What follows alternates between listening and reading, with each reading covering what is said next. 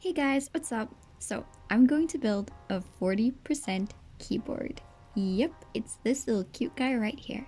So, it all started when I was scrolling through Reddit and I was looking at beautiful pictures of mechanical keyboards using my 60% keyboard, and suddenly I stumbled upon into this weird looking keyboard. Wait, where's the numero and how do people type symbols on it? And I stumbled more upon these pictures and I realized, wait, how can people use this? Is it really functional? And wait, where are the other keys?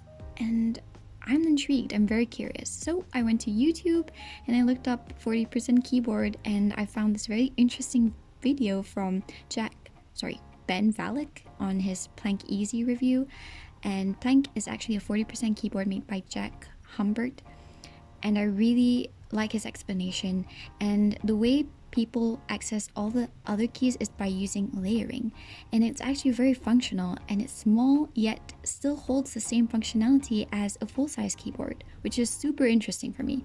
So I did some more research and I looked up online what can be the best cute 40% keyboard for me, and I found it. It's perfect. It's the New Mini by KBDFans. And New Mini is actually a DIY kit, which is perfect because it comes with an aluminum case with a PCB and a 2U stabilizer. This is awesome. So it arrived today and let's get building.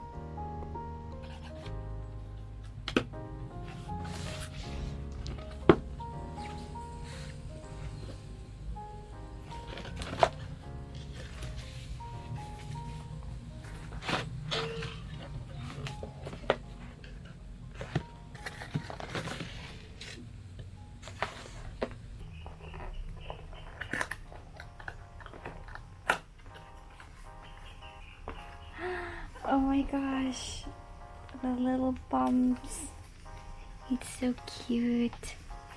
And here we have my New Mini.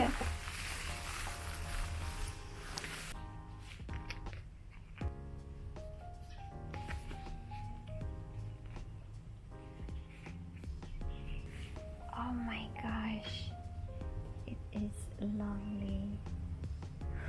Wow. Oh my god.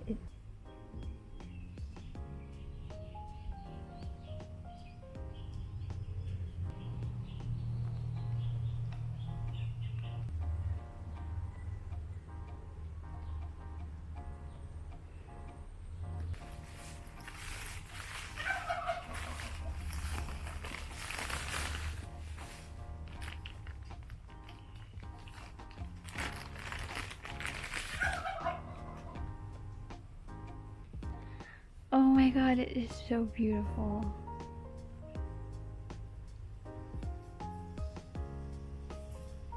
This is the acrylic. Oh, you can't really see it, but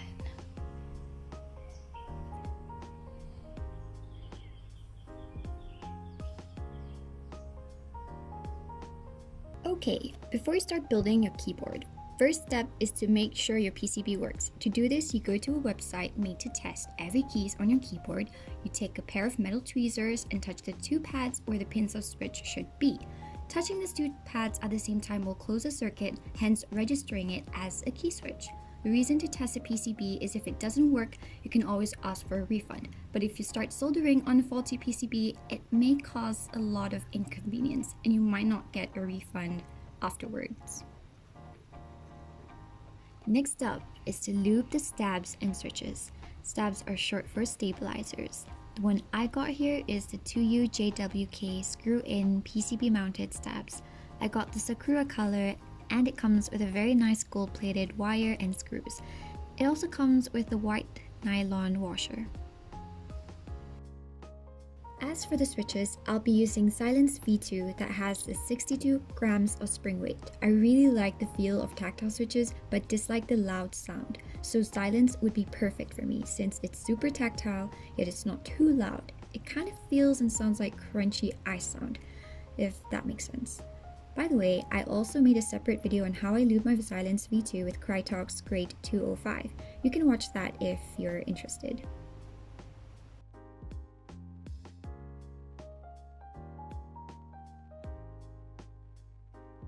Third step is to put on the stabs on the PCB, making sure that the stabs work nicely and sound great too. By the way, I already added some band-aid on the PCB where the stabs should go on. So I'm taking my lubed stabs and positioning it in the middle where the space bar should be. Make sure that your PCB can support PCB mounted stabs. If yes, you should notice there are 2 small holes for the stab to be inserted and screwed on. Oh, and make sure you don't drop and accidentally lose the screws because I'm sure I almost did. By the way, also make sure to not put the stabs on the wrong side of the PCB. So then you'll flip over your PCB and move on to the next step, which is taking one of the switches and putting it through the switch holes of the PCB.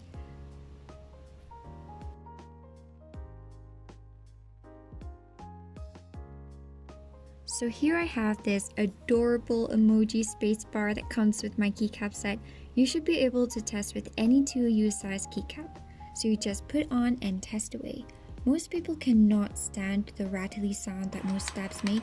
If so, you just add more lube or put more band-aid to dampen the sound. Putting on the stab must come first before you solder the switches because you can't put them on afterwards due to the interfering of the plate. On to the fourth step, which is to unscrew the bottom part of the case. Quite easy, just need to take your handy dandy screwdriver and take out all the 4 screws from each corner of bottom part. The kit actually come with extra screws too, so you just take it apart and you take the plate, take your beautiful amazing switches. As I said before, I'll be using the Zilents V2 and attaching it on the plate like so. It should make a pop sound once you fully press it down.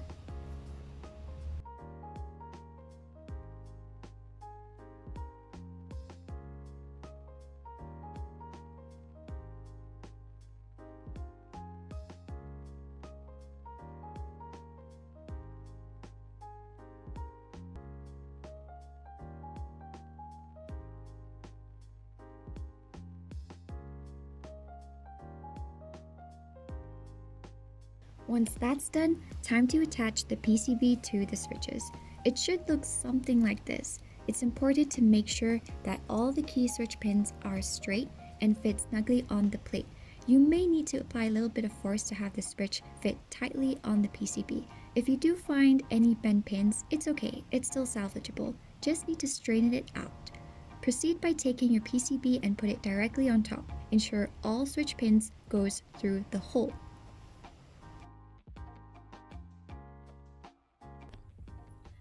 Hi guys, so before filming my soldering work, I would like to say please be extra careful and wear protection. So I'll be wearing a mask and glass protector to prevent the solder from splashing. So you definitely want to protect your precious face and eyes from it. You will also need a well ventilated area so that because the solder releases fumes that can be bad for your health.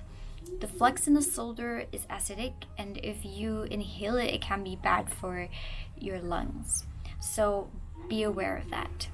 By the way, I'm using the soldering kit. So if you're interested in getting one yourself, I'll put the link down below. I'm definitely not an expert, but after asking from my local Facebook group for mechanical keyboards, a lot have stated I need to tin the solder iron. Tinning means applying thin layer of solder to the tip, so when the iron is hot enough, you melt some solder and immediately wipe it off on the damp sponge. When you're done, you'll notice the tip look shinier and the solder wire will melt easily. The solder wire I use is a leaded solder that is 6337 with rosin flux, meaning it has 63% tin and 37% lead. Make sure you have solder that has lead in it, as this will help it to melt very quickly and makes it very easy to desolder if you ever find yourself potentially wanting to desolder it. Oxidation is an enemy when it comes to soldering. The iron tip can oxidize rapidly. When this occurs, the tip becomes covered with a black-brown scale, like this one here. This will make you have a hard time to wet the solder. This was the first thing that happened to me after about 3 to 5 switches I started to solder. So being the beginner that I am, I actually let my iron tip oxidize while soldering, which made it very hard to melt the solder wire. I kind of panicked at first. It didn't look nice for the first few tries, But after getting the hang of it, it should be quite easy to do the rest of the joints, as long as you remember to tin the tip. Next step is to screw on the bottom part of the case. By the way, I forgot to mention, use a screwdriver that does not have a thick stem. See, like this one here?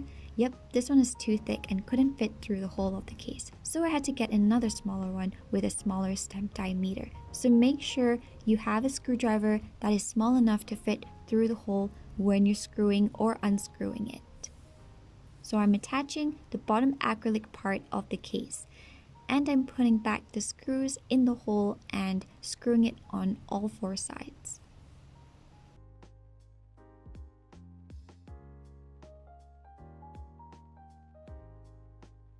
Now, time to put on the bumper stickers.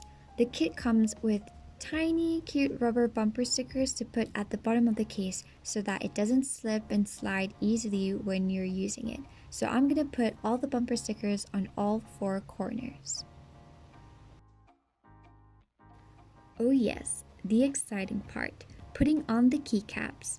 Finding keycaps for a 40% keyboard can be hard due to the all modifiers being 1U size, but I managed to find the perfect keycap set that I got on Aliexpress. The keycaps I have here has XDA profile and made of PBT plastic. It's quite thick too. To be honest, I'm kinda liking this profile the best. I don't really have a particular theme for this keyboard, but when I saw these keycaps, I just really like the colors and that it has a cute 2U emoji spacebar. Plus, it has the colorful fonts which adds a nice touch to it too. Okay, we're almost there. Make sure you test your PCB. By the way, the new mini kit does not come with a mini USB cable, so you might have to buy it separately. You actually have to test this right after soldering, but I didn't show that part, so I'll just test this with the keycaps on for now. Just plug in your keyboard and test every key, seeing whether all keys light up on the display. If it does, you're good to go. So now, the last part and the most exciting, sound test time.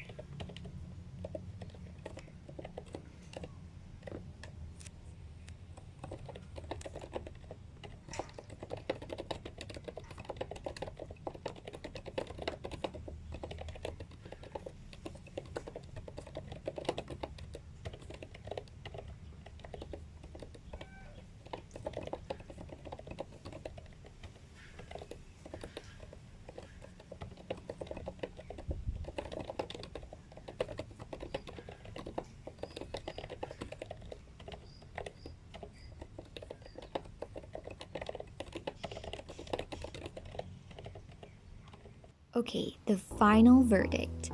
I absolutely love this cute thing. It's adorable. The most tiniest keyboard I have ever owned. The shiny, sleek Cyan aluminum case makes it unique and mesh pretty well with the keycaps. The PBT Keycaps is very nice and thick.